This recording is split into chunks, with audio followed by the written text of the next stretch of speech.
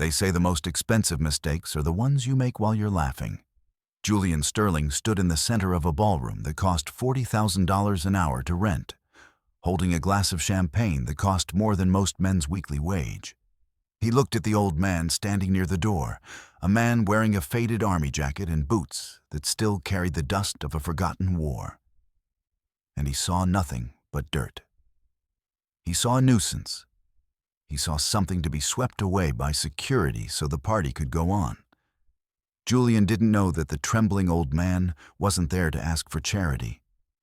He didn't know that the battered wooden box clutched in the veteran's hands held a secret that was sharper than any knife and heavier than all the gold in the room.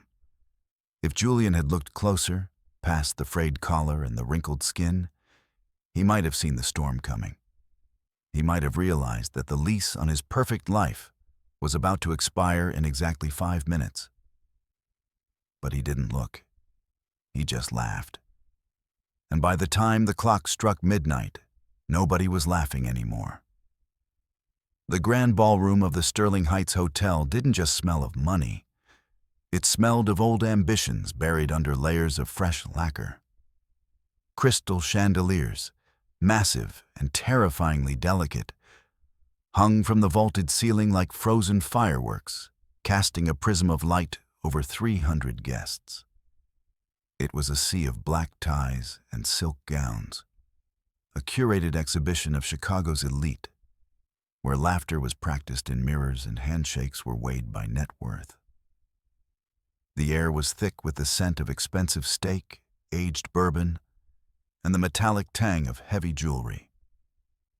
Into this world of calculated perfection walked Elias Thorne. He was a tear in the canvas.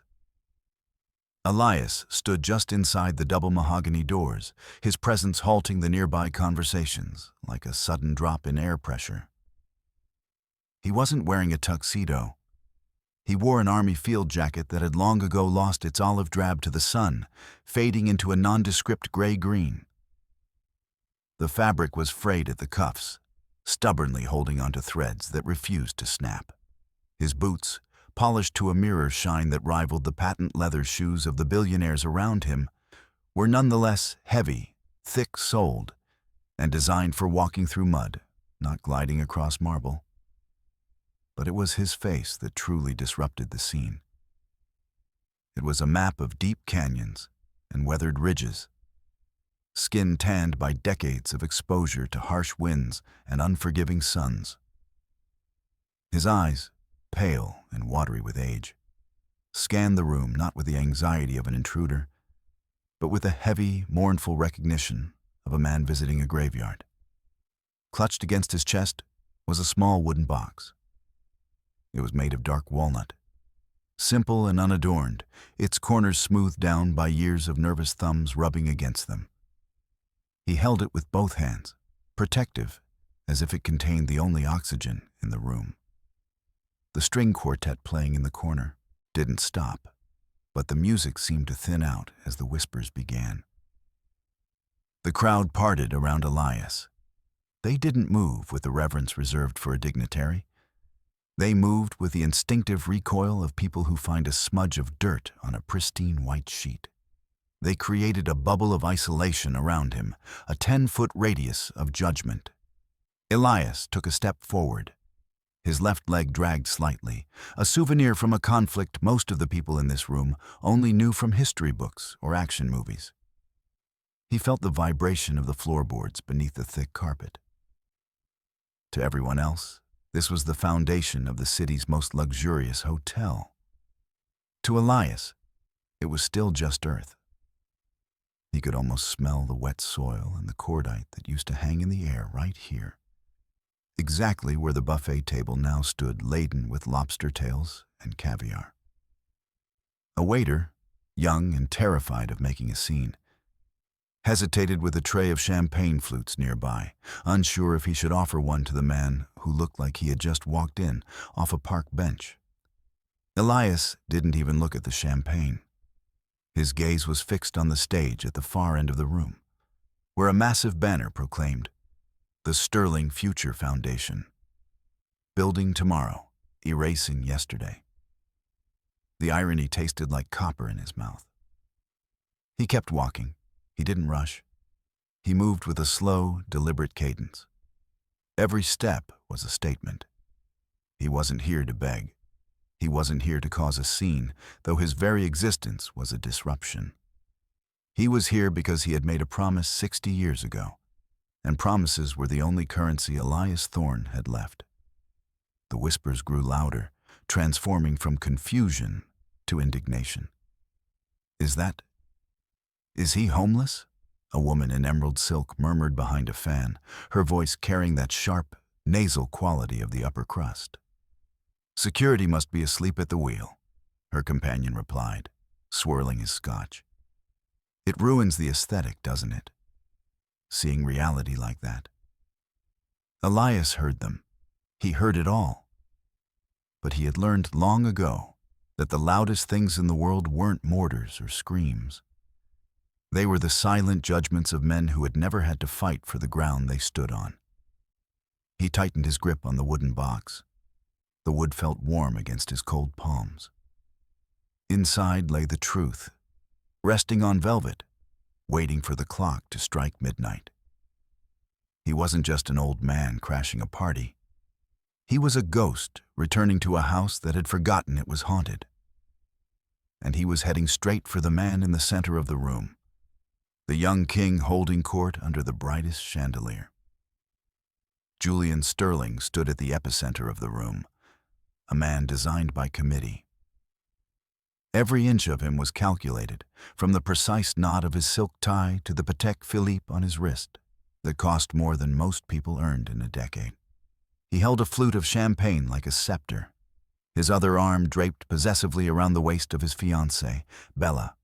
She was a vision in silver, a woman who had learned long ago that her job was to shimmer and nod, never to speak too loudly. Julian was in the middle of a story about his latest acquisition, a block of historic brownstones he planned to level for a glass high-rise, when he felt the room's energy shift. It wasn't a noise. It was an absence of noise.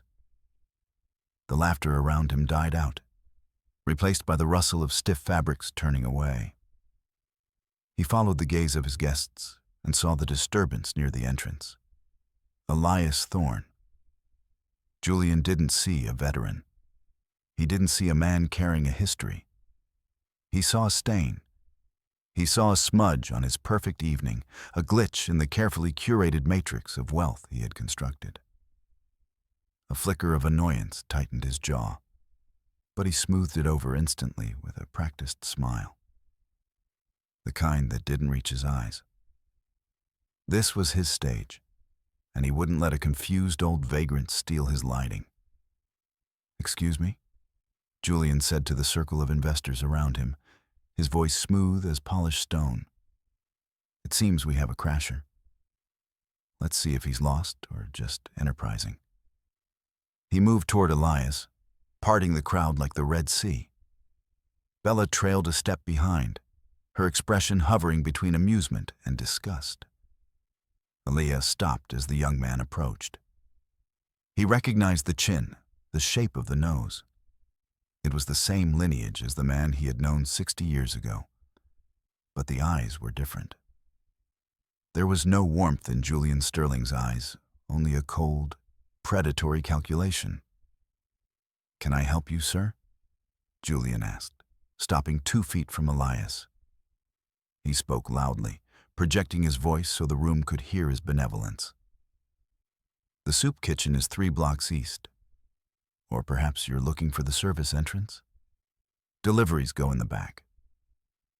A ripple of nervous laughter spread through the room. Elias didn't blink. He just held the box tighter. "I am not here for soup," Elias said, his voice raspy like gravel grinding together. "I am here for the owner of this land." Julian chuckled, a dry sound. "Well, you found him. I'm Julian Sterling. And this land," he gestured expansively at the crystal-lit ballroom, "is mine. Now, unless you're planning to bid on the auction items, I'm afraid you're trespassing." Elias took a step forward, extending the wooden box slightly. "I have something something that belongs here. Julian's eyebrows shot up. He glanced at the crowd, playing to his audience. Oh, a donation? Well, let's see what we have. A hidden treasure, perhaps? Before Elias could react, Julian reached out. His movements were fast, fueled by the entitlement of a man who had never been told no. He snatched the wooden box from the old man's trembling hands. No, Elias gasped, reaching out, his fingers grasping at empty air. That is not for you to open yet. Nonsense, Julian said, stepping back out of reach. If it's in my hotel, it's my business. With a dramatic flourish, Julian unlatched the brass hook and flipped the lid open. The crowd leaned in, expecting diamonds, or perhaps a weapon. Julian stared into the box. His face fell, twisting into a sneer of genuine disappointment. He reached in and pulled out the contents for everyone to see. It wasn't gold. It was a pocket watch with a shattered face, the glass spiderwebbed with cracks, the hands frozen forever at 11:58. Dangling from the other hand was a black and white photograph, curled at the edges, showing a group of young men in muddy uniforms standing in front of a barren, treeless hill. That was it. Just broken glass and old paper. Julian laughed. It was a cruel, barking sound. This? He asked, holding the broken watch up to the light. You interrupted my gala for this? What is it? Trash you found in a dumpster? It is a memory, Elias whispered, the shame burning his cheeks. He felt naked without the box. It's garbage, Julian corrected him. He dropped the watch and the photo back into the box with a careless clatter, treating them like infected tissues. This isn't a pawn shop, old man. We don't buy junk. He shoved the box back toward Elias, hard enough that it slammed against the old man's chest. Elias stumbled, his bad leg buckling slightly under the force of the rejection. He nearly fell, clutching the box to his heart to keep the contents from spilling onto the carpet. Get him out of here, Julian snapped, turning his back on Elias as if the conversation was already deleted from his mind. He waved a hand at a nearby security guard. And check his pockets on the way out. Make sure he didn't steal any silverware. The crowd laughed again, louder this time, relieved that the tension had broken, happy to side with the winner. But in the shadows near the kitchen doors, someone wasn't laughing. Sarah, a 20-year-old server with tired eyes and a tray of empty glasses, felt her stomach twist. She watched the old man steady himself, his head bowed, isolated in a circle of mockery. She looked at Julian, gleaming in his suit, and then at the trembling hands of the veteran. Something in her chest, a tight knot of decency that she usually kept suppressed to keep her job, began to unravel. She set her tray down on a side table with a definitive thud. The sound was swallowed by the chatter, but the decision she made rang loud in her own ears. She couldn't just watch. Not this time. Sarah knew the rule. It was the first thing they taught you in orientation at the Sterling Heights. You are furniture. You are air.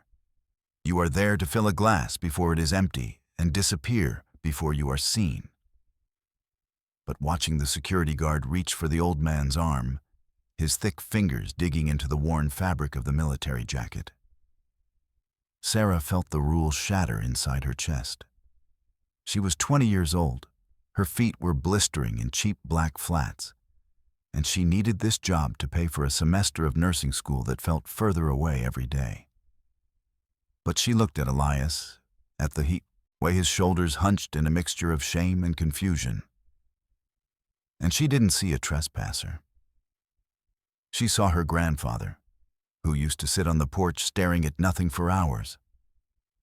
She saw a human being who was breaking. She moved before she thought.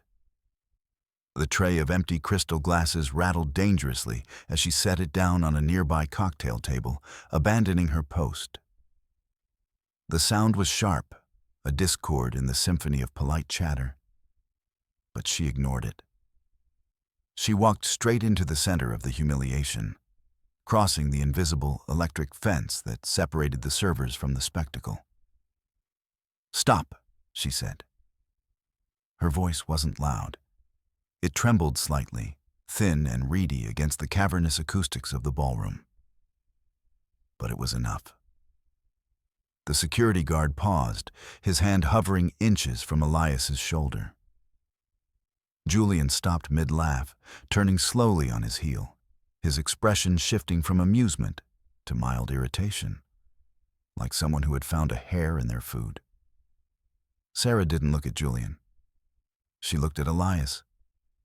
"Sir," she said, her voice softening as she stepped between the guard and the veteran. She reached out, not to grab him, but to gently touch his elbow. "You're okay. Just breathe." Elias looked up at her, his watery eyes widening. For the last 10 minutes, he had been a prop, a joke, a nuisance. Now, for the first time since he walked through those doors, he was being looked at, not through. "At my box," Elias whispered, his voice cracking. He opened it. "I know," Sarah said soothingly.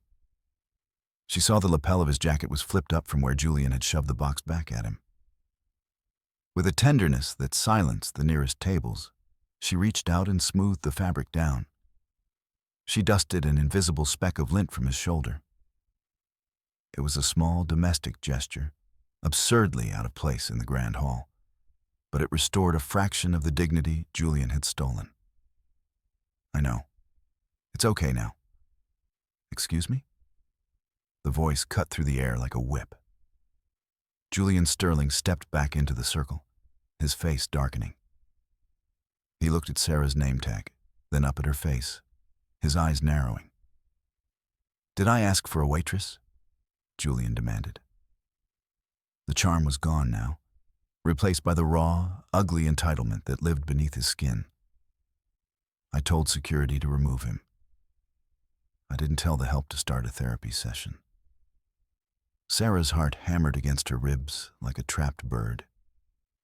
She knew she should apologize. She knew she should back away, pick up her tray, and fade into the wallpaper. That was how she paid rent. That was how she survived. But she looked at Elias's hands. They were shaking. She turned to face Julian. She didn't shout. She didn't scream. She just spoke the truth. "He's shaking, Mr. Sterling. He's an old man. You don't have to shove him." The room went dead silent. The silence was heavier than before. This wasn't just a disruption. This was insurrection. A server had spoken back to the owner. Julian stared at her, genuinely baffled. In his world, people like Sarah didn't have opinions. They had functions. When a toaster didn't toast, you threw it out. When a server didn't serve, you replaced her. "I don't have to do anything," Julian said, his voice dropping to a dangerous, quiet register. He took a step closer to her, invading her personal space, using his height to loom over her. "And you don't have to come in tomorrow. Or the day after that." Sarah felt the blood drain from her face. "Mr. Sterling, please, You're fired," Julian said, loud enough for the back of the room to hear. He smiled, a cruel, satisfied curling of his lips. "Get out. Take your new friend with you. If I see you in this building in 5 minutes, I'm having you both arrested for trespassing." He snapped his fingers at the floor manager, who was rushing over with a pale, terrified face. "Escort her out, and make sure she leaves the uniform. She doesn't work for Sterling Heights anymore." Sarah stood frozen. The humiliation washed over her, hot and suffocating. She could feel the eyes of 300 wealthy strangers boring into her, She had tried to do the right thing, and the world had punished her for it instantly. Elias watched her. He saw the devastation in her young eyes. He saw the way her chin trembled as she tried not to cry. A fire, long dormant, buried under decades of grief and resignation, began to kindle in the pit of his stomach. "Come on, miss," the guard said, grabbing Sarah's arm roughly, no longer hesitating. "Don't touch her," Elias rasped. It wasn't a plea this time. The rasp was gone. The voice that came out of the old man's throat was low, steady, and carried the unmistakable weight of command. It was the voice of a man who had once led a platoon through hell. Elias straightened his spine. The slump of age seemed to evaporate. He looked at Julian, then at the guard, and finally at the room full of people who thought they owned the world because they could buy it. He adjusted his grip on the wooden box. He wasn't leaving.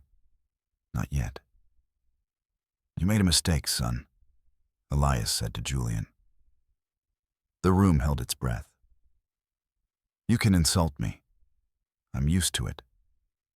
But you just hurt the only person in this room worth a damn." Elias turned away from Julian, ignoring the billionaire completely, and walked toward the small set of stairs leading to the stage. He didn't look back. He walked with a purpose that made the security guard hesitate again. "Where is he going?" someone whispered. "Stop him," Julian barked. But it was too late. Elias was already ascending the stairs, the heavy thud of his boots on the hollow wood echoing like a drumbeat of war. The stairs to the stage were short, only 4 steps, but to Elias, they felt like a mountain summit. His bad knee protested with a sharp, grinding heat, a physical reminder of a mortar shell in 1968. But he pushed through it. The adrenaline flooding his system wasn't the frantic, shaky kind he had felt when Julian grabbed the box. It was a cold, crystalline focus. It was the calm that settles in right before the first shot is fired. 2 security guards in black blazers rushed the stage from the wings, their earpieces coiling down their necks like plastic snakes. They moved with the aggressive efficiency of men paid to keep reality out of the fantasy. "Hold it." Julian's voice boomed from the floor, amplified by the sudden hush of the crowd.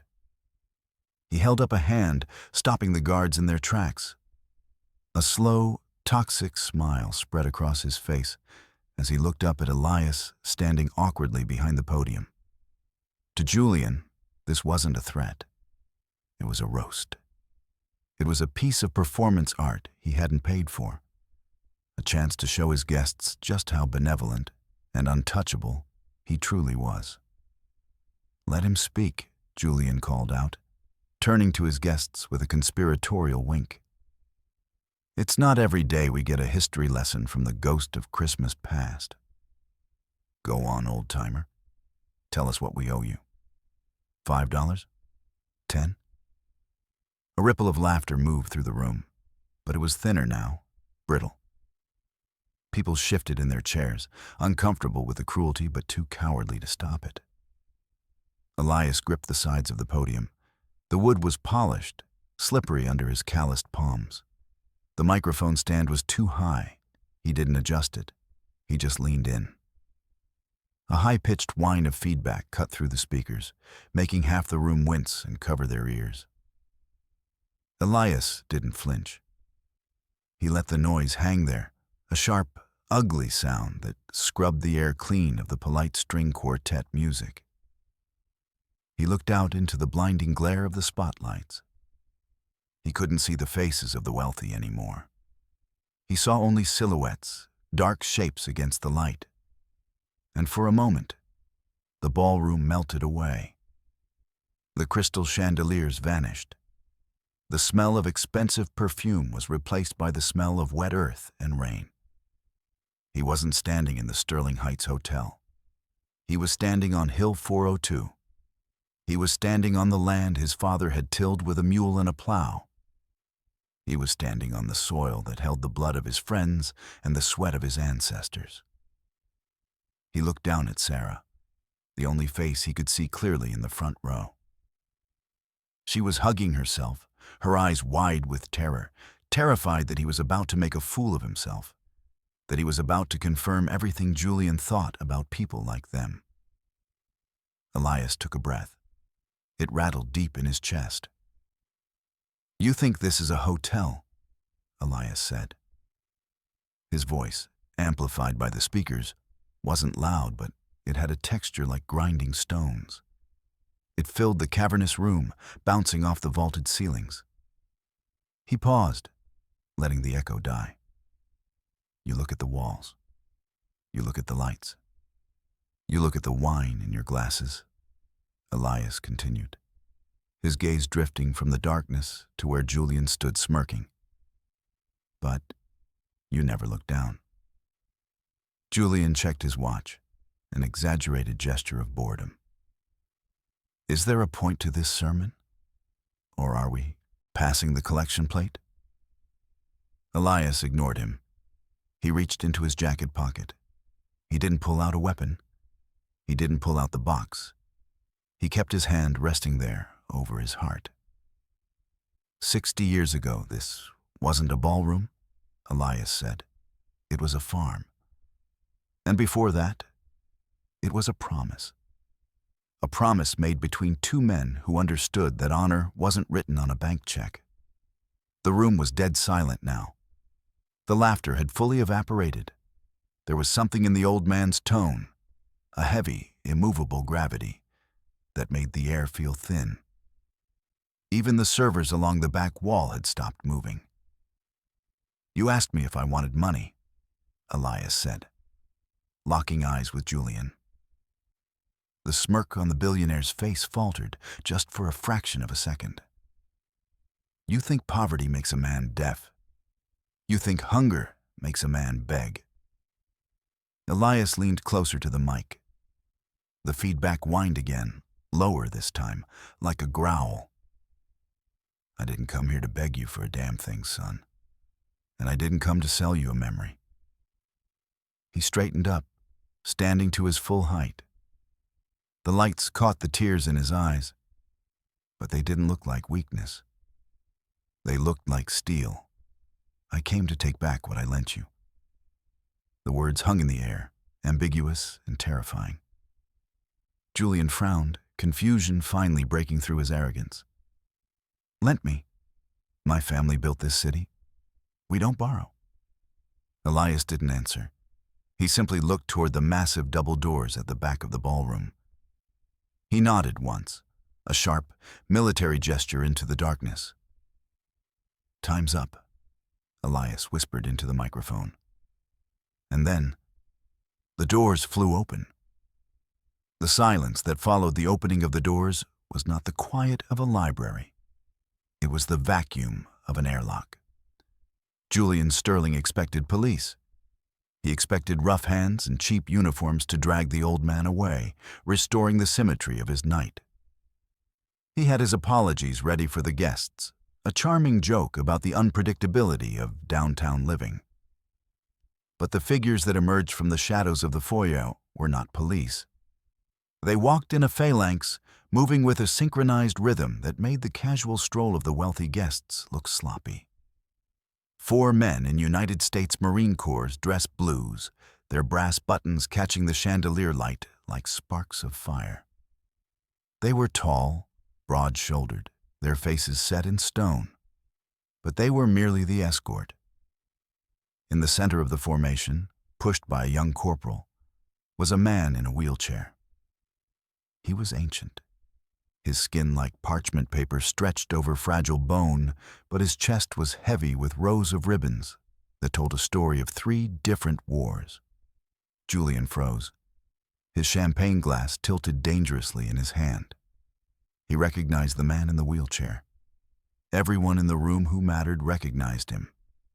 It was General Marcus Holloway, retired 4-star general, a man whose name was on airport terminals and history textbooks. Julian had spent 6 months and $50,000 trying to get Holloway to just attend this gala, only to be rejected by a polite secretary. Now, here he was. A wave of relief washed over Julian, toxic and blinding. He assumed, with the narcissism that was his birthright, that the general had changed his mind. He assumed this was a surprise appearance to endorse the Sterling brand. Julian buttoned his jacket. He smoothed his hair. He stepped into the center of the aisle, blocking the path, wearing his most practiced, deferential smile. "General Holloway," Julian said, his voice projecting warmth. "What an incredible honor. I didn't realize you were—" The general didn't blink. He didn't even shift his gaze. The young corporal pushing the chair didn't slow down. The phalanx of Marines didn't break step. They moved toward Julian like an icebreaker moving through thin sheet ice. Julian had to scramble backward, nearly tripping over his own feet to avoid being run over. The procession passed him as if he were a ghost, as if he were less than the air circulating in the room. The rejection was so absolute, so public, that a collective gasp rippled through the onlookers. The group didn't stop until they reached the edge of the stage, directly below where Elias Thorne stood. The general, whose hands shook with a tremor that rattled the armrests of his chair, lifted his head. He looked up at the man in the dirty field jacket. The room watched, paralyzed, as the general summoned a reserve of strength that seemed impossible for his frail body. He slowly raised his right hand, fighting gravity and age, until it touched the brim of his cap. It was a salute. Sharp, crisp, and unwavering. Elias looked down. His jaw tightened. He released the podium and stood at attention, his spine straightening, the pain in his knee forgotten. He returned the salute, a slow, solemn gesture that carried more weight than all the gold in the room. "At ease, Sergeant," the general rasped. His voice was weak, but it cut through the silence. "General?" Elias nodded. Julian, recovering from the shock, rushed forward. His face was flushed with a mix of panic and indignation. He couldn't let this happen. He couldn't let the narrative slip away. "General Holloway," Julian interrupted, his voice shrill. "I think there's been a misunderstanding. This man is a trespasser. He was just disturbing the peace. We were about to have him removed." The general turned his head slowly. He looked at Julian for the first time. The look was withering. It was the look a hawk gives a field mouse before the descent. "Trespasser?" the general repeated. He signaled to one of the Marines, who produced a thick, leather-bound portfolio from a briefcase. "Mr. Sterling, you seem to be confused about the nature of your own inheritance." "I own this building," Julian snapped, his composure fraying. "My grandfather built it. My father expanded it. It is the Sterling legacy." "Your grandfather built the structure," the general corrected, his voice dry. "He built it on land he did not own. He built it on land he leased." The Marine opened the portfolio and handed a document to the general. It was old, encased in protective plastic, but the calligraphy was visible on the large screens behind the stage where the camera feed had zoomed in. "October 14th, 926, the general read. "A lease agreement between the Sterling Corporation and the Thorne Family Trust. Duration, 99 years. Cost, $1 per year. Condition, to be returned upon expiration in its original state, or the improvements thereon become the property of the landowner." Julian laughed. It was a nervous, jagged sound. That's absurd. $1. That's not a contract, that's a joke. Any judge would throw that out. "It was a pact," Elias spoke from the stage. His voice was soft now. "Your grandfather needed land to build his dream. My father had the land, but he was deploying to Europe. He didn't want to sell his home, so he leased it to a friend. He thought honor meant something. Honor doesn't hold up in court, Julian spat back. We have squatters' rights. We have adverse possession. You can't just walk in here with a piece of paper from the Jazz Age and expect to take a hotel. We aren't relying on honor, Mr. Sterling, the general said. He tapped the document. This lease was filed with the city, the state, and the Department of the Navy as part of the Soldiers' Relief Act. It is ironclad. My legal team at the Pentagon has spent the last week reviewing it. Julian looked at his fiancée, Bella. She had backed away from him, her eyes wide, sensing the collapse. He looked at the board members in the front row. They were checking their phones, frantically texting their lawyers. And, the general continued, checking the heavy gold watch on his wrist. If my calculations are correct, that 99-year lease expires tonight. He looked up at the clock on the wall. The hands stood at 11:55 p.m. You have 5 minutes, Mr. Sterling, Elias said, looking down from the stage. Not to pack. Everything in this building is about to become mine. You have 5 minutes to leave my property before I have you removed for trespassing. The silence in the ballroom broke. It didn't break with applause. It broke with the chaotic, terrified murmur of 300 people realizing they were standing on a sinking ship. The servers stopped serving. The music had long stopped. And in the middle of it all, Sarah, the fired waitress, took a step forward. She looked at Elias, and for the first time all night, she smiled. It wasn't a gloating smile. It was the smile of someone watching the sun come up after a very long, dark winter. The air in the ballroom had changed. Minutes ago, it was thick with the scent of lilies and arrogance. Now, it tasted of panic. Julian Sterling looked at the clock on the wall, then back at the general, and finally at Elias. His mind was racing, spinning through legal loopholes, bribery statutes, and damage control strategies. He was a man who had spent his life believing that every door had a key, and if you couldn't find the key, you simply bought the lock. This is ridiculous, Julian stammered, his voice rising an octave. He stepped toward the stage, ignoring the Marines who watched him with stone-faced indifference. You can't just evict a corporation. We have assets here. We have guests. We have a reputation. Elias descended the stairs. He moved slowly, his heavy boots sinking into the plush carpet. He didn't stop until he was standing face to face with Julian. Up close, the difference between them was stark. Julian was manicured, soft, and trembling. Elias was weathered, scarred, and still as a mountain. Your reputation, Elias said, is built on a foundation of sand. You thought because my father was a farmer, he was simple. You thought because I didn't wear a suit, I was weak. I can pay you, Julian interrupted, his hands patting his pockets frantically, looking for a checkbook, a phone, anything. Listen to me. Whatever the lease says, I'll double it.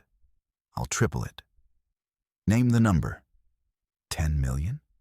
20? Just tell me what it takes to make you walk out that door.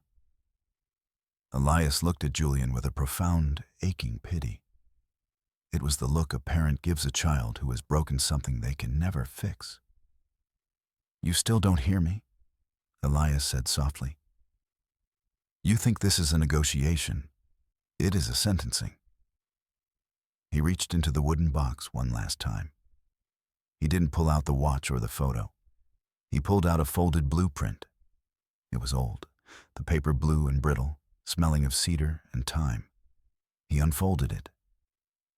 It wasn't a drawing of a hotel. It was a drawing of a home. My father didn't lease this land to your grandfather to make him rich, Elias said, his voice carrying to the back of the silent room. He leased it because your grandfather promised to build something that served the community. a gathering place, a shelter. Elias looked around at the crystal chandeliers, the velvet drapes, the sheer, overwhelming excess of the room. "You turned it into a fortress," Elias continued. "You built a wall of gold to keep the world out. You stand here, mocking people who have less, on land that was given to you by a man who had nothing but his word." Julian's face went pale. "It's business. It's just business." "No," Elias said. "It's a betrayal." The second hand on the wall clock ticked. Click, click, click. 11:59 p.m. "I am not renewing the lease," Elias declared. The words fell like guillotine blades. "At midnight, the ownership of this land reverts to the Thorne Trust. And as the sole trustee, I have already filed the papers for the building's new purpose." "New purpose?" Julian whispered, dread pooling in his stomach. "You're going to sell it to Hilton?" "Hyatt?" Elias shook his head. A small, sad smile touched his lips. "No. Starting tomorrow, the Sterling Heights Hotel ceases to exist. This building will become the Thorne Veterans and Orphanage Center." A gasp ripped through the crowd. The wealthy elite looked around in horror, imagining their exclusive sanctuary filled with the very people they paid to avoid. "You're insane," Julian hissed. "You're going to turn a 5-star hotel into a shelter? You're throwing away billions in equity." "I am investing in the only equity that matters," Elias replied. "Dignity." He looked past Julian, searching the crowd until he found Sarah. She was still standing near the kitchen doors, her hands clasped over her mouth, tears streaming down her face. She wasn't crying from sadness. She was crying because she was seeing a giant fall, and for the first time in her life, the rubble wasn't landing on her. "And I'll need a staff," Elias added, his voice warming. "People who understand what it means to serve, not just to service. People who know the value of a warm meal and a kind word." The clock struck midnight. The chime echoed through the ballroom, a deep, resonant bong that signaled the end of an era. The sound seemed to vibrate in the floorboards, traveling up through the soles of Julian's Italian leather shoes. The general, sitting in his wheelchair, cleared his throat. "Mr. Sterling," the general said, "it is now 00 hours. You are currently trespassing on private property belonging to Mr. Thorne. I suggest you vacate the premises before my Marines are forced to assist you." Julian looked at Bella. She had already turned away, checking her phone, distancing herself from the failure. He looked at his friends, the investors and socialites. They were averting their eyes, studying the carpet, already rewriting their allegiances. Julian Sterling was alone. He stood in the center of the empire he thought he owned, realizing that he was the poorest man in the room. Elias stepped back, opening a path to the door. He didn't point, he didn't shout, he just waited. "Walk carefully, son," Elias said, echoing the silence of the room. "The world is much smaller than you think." Julian Sterling's walk to the exit was the longest journey of his life. There were no guards dragging him, no dramatic struggle. It was worse than that. It was a complete, suffocating dismissal. As he moved through the crowd, the people who had eaten his food and drank his wine parted ways. But they didn't look at him. They examined the stitching on their handbags. They stared intently at the patterns in the carpet. They were already scrubbing him from their contact lists. In the ecosystem of the elite, a man without assets was a ghost, and Julian had just become invisible. He reached the heavy glass doors at the front of the lobby. He paused, his hand hovering over the brass handle, waiting for someone, anyone, to call his name, to tell him this was a twisted joke. Silence answered him. He pushed the door open. The night air rushed in, biting and cold, carrying the smell of exhaust and damp pavement.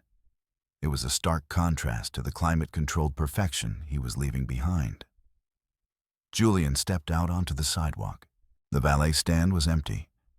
His driver, sensing the shift in power, or perhaps just following the chaos on social media, was nowhere to be seen. Julian loosened his silk tie. It felt like a noose. He looked back through the glass one last time. Inside, the light seemed golden and warm, a world he was now exiled from. He turned his collar up against the wind and began to walk into the dark, indifferent city, his footsteps lonely and hollow against the concrete. Inside the ballroom, the atmosphere had decompressed. The tension that had held the room hostage dissipated, leaving behind a strange, quiet awe. Elias didn't waste time watching Julian leave. He had seen enough defeated men in his life. There was no glory in it. Instead, he turned his attention to the one person who remained standing when the rest of the world had told her to kneel. He walked toward Sarah. She was still standing near the service station, her hands trembling slightly as she clutched the hem of her black apron. She looked at Elias, her eyes wide with a mixture of reverence and fear. She had just watched him dismantle a Titan, and she wasn't sure what that made him. Elias stopped a few feet from her. He looked tired now. The adrenaline of the confrontation was fading, leaving behind the aches of an old body. But his eyes were kind. "You should go home, son," Elias said gently to the young security guard who was still holding Sarah's arm. The guard released her immediately, nodding respectfully before backing away into the shadows. Sarah rubbed her arm where the guard's grip had been. She looked at the floor. I'm sorry about the mess, sir. I didn't mean to cause trouble." "Trouble?" Elias chuckled softly. It was a rusty sound, unused to joy. "Girl, you didn't cause trouble. You caused a revolution." He stepped closer, the wooden box still tucked under his arm. "What's your name?" "Sarah, sir." "Well, Sarah," Elias said, looking around the opulent room. "It looks like I've got myself a hotel. A very big, very complicated hotel. And the problem is, I know how to dig a foxhole and I know how to plant corn, but I don't know the first thing about managing a place like this." Sarah blinked, confused. I'm sure you can hire the best managers in the city, Mr. Thorne. Everyone will want to work for you now." Elias shook his head. "I don't need managers who know how to pour wine for billionaires. I need someone who knows how to treat a human being like a human being. I need someone who sees a man in a dirty coat and offers him a chair, not the door." He extended the wooden box toward her. "Hold this for me, would you?" Sarah hesitated, then reached out and took the box. It was heavier than it looked. It felt solid, real. "I'm turning this place into a home," Elias said, his voice low and serious. "For veterans who have nowhere to sleep, for kids who have no one to read to them.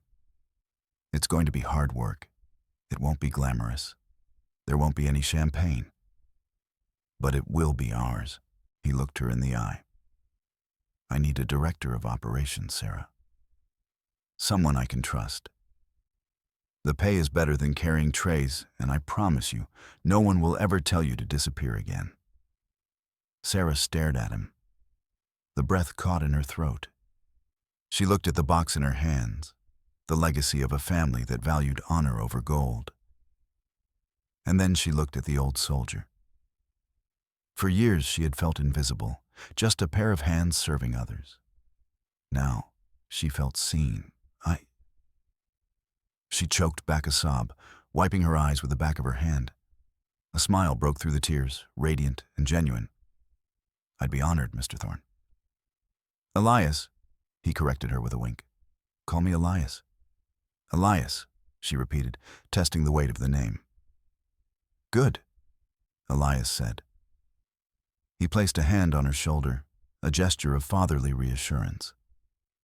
Now, let's go find the kitchen. I bet there's a lot of good food back there that's about to go to waste. And I know a shelter down on 5th Street that hasn't seen a steak dinner in years.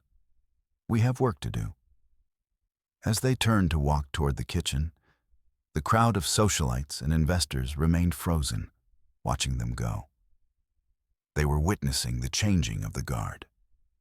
The glitter of the diamonds in the room suddenly seemed dim compared to the warmth radiating from the old man and the young woman. Outside, the wind howled through the canyons of steel and glass, blowing trash down the empty street where Julian walked alone.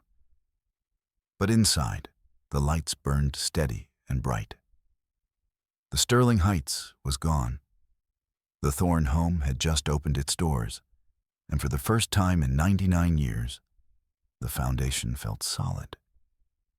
Julian Sterling learned the hard way that you can buy a building, but you can never buy class. It makes you wonder, doesn't it? We've all met someone like him. Someone who thinks their wallet makes them 10 feet tall. But I want to hear about the other side of that coin. Who is the humblest person you've ever met who commanded the most respect? Maybe it was a grandfather who never raised his voice, a teacher who changed your life, or a neighbor who didn't have much but gave everything. Tell me about them in the comments below. Let's fill this section with the names of real heroes, not just the ones with big bank accounts. And if you believe that the best stories are the ones where arrogance falls and kindness stands tall, then you're already part of this family. Go ahead and click that subscribe button so you don't miss what's coming next. In fact, I've picked another story for you right here on the screen. It's about a woman who was cast aside by her own children, only to reveal a secret that changed everything. Click right there, and let's turn the page together.